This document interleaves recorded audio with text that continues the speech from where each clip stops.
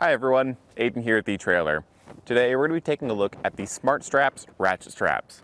These are going to be 4 inches wide and 30 feet long. They've got a safe working load limit of 5,000 pounds and a brake strength of 15,000. You can get them in a pack of 1, so if you need more than one, just be sure to get more than one. You can see we've got 2 set up on our trailer right now, and they're perfect for the trailer because of how long they are. They can run front to back easily with plenty of extra strap to go. So even if we had a taller load or a longer trailer, we'd be able to get a good fit. Let's check them out. Now the first thing that stands out about these straps to me is just the overall size of them. Obviously they're a big strap, but they certainly add to it with the very large double J hooks on either end. These are going to be great for tying down to D-rings or other tie-down points. On our trailer today, it's not the most ideal just because they don't hold themselves in place super well, but given the proper tie-downs, it's going to get a really strong hold and be very secure. Moving on up to the ratcheting mechanism, you can see just how large it is. The extended handle gives us tons of leverage to ratchet things down and get a good strong hold. And then the handle is plenty wide for my hand to fit on there entirely with some extra room to spare. So those folks with bigger hands are going to have no problem with this and getting good leverage on it. I will say the ratcheting mechanism up top, as we are installing it, and we'll see that later in the video, it's not the smoothest thing in the world. I think just because of the overall size of everything here and the tension that we're working with, getting this started just isn't the easiest thing in the world.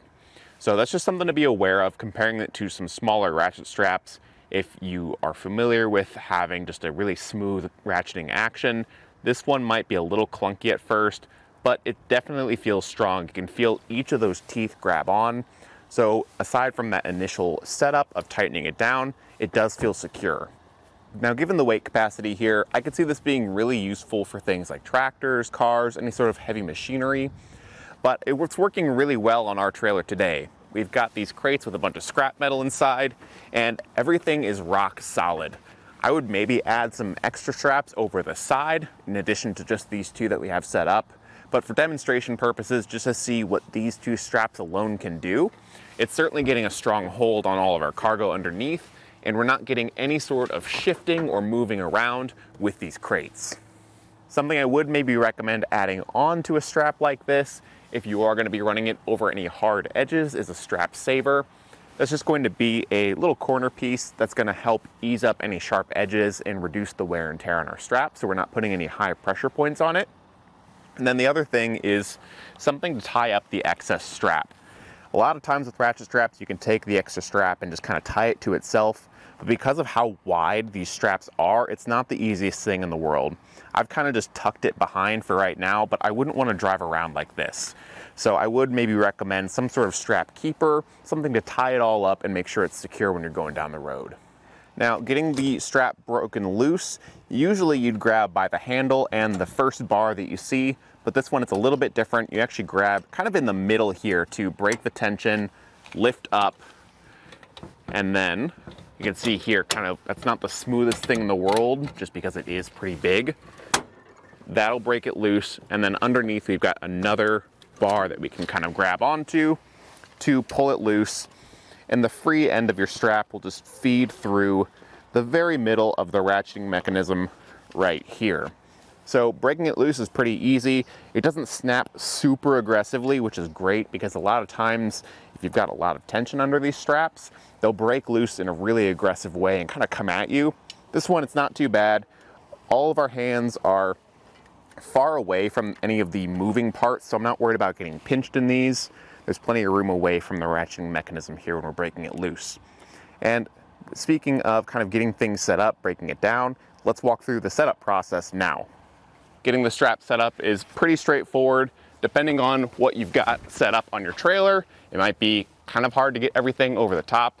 Our load is quite tall today, so for us, I'm going to just try tossing it over, but getting it to a place where I can maybe grab it and feed it over manually a little bit, get it centered up over what we're tying down, and strap down on the other side. I will say that with our particular trailer today, the double J hook isn't the best because we don't really have any good tie down points besides the stake pockets and the rail on the outside.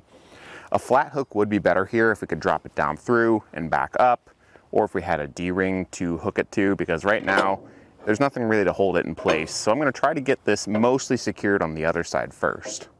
So with the large ratchet, I'm going to feed the free end of the strap through that and get most of the slack pulled out if I can.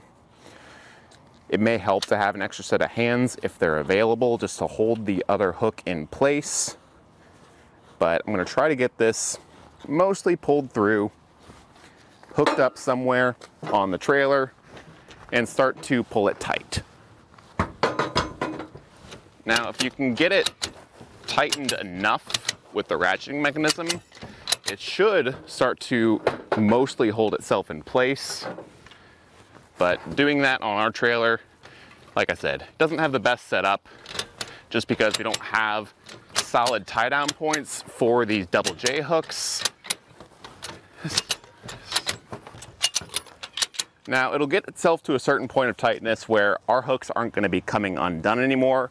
They're securely latched on both sides, so I can fully ratchet it down at this point, pretty much worry-free, and make sure all of our stuff is tied down tightly.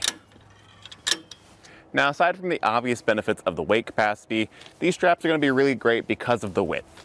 You can see it's getting a good hold over these larger items, and especially for these types of containers where we've got lots of these metal bars, it's not going to be putting so much pressure on a tiny little narrow point for a regular ratchet strap. It's spreading that force over a wider area. So even though the strap is very tight right now, it's not bending the bar or damaging these containers at all. So we can keep using them and make sure that we're still strapped down safely. The one thing I will say about this setup is that this trailer just isn't ideal. For something like this, I'd go with a flat hook that you can drop down through your stake pockets, wrap around back up top, and then whenever you're strapping it down, it's a lot easier to just make sure that hook is held in place. Or maybe you've got some D-rings on your trailer, or a D-ring tie down that will go in your stake pockets. I think that'd be a great solution for this trailer. Regardless, just make sure you're using it in the right application. If you do choose to go with this style of hook on this style of trailer, just know that you're probably going to need an extra set of hands to maybe hold the free end of the hook and on the other side of the strap while you're getting it tied down. And then it'll be easy to just get it strapped down and get it secured. But that'll do it for our look at the SmartStraps Ratchet Straps. Thanks for watching.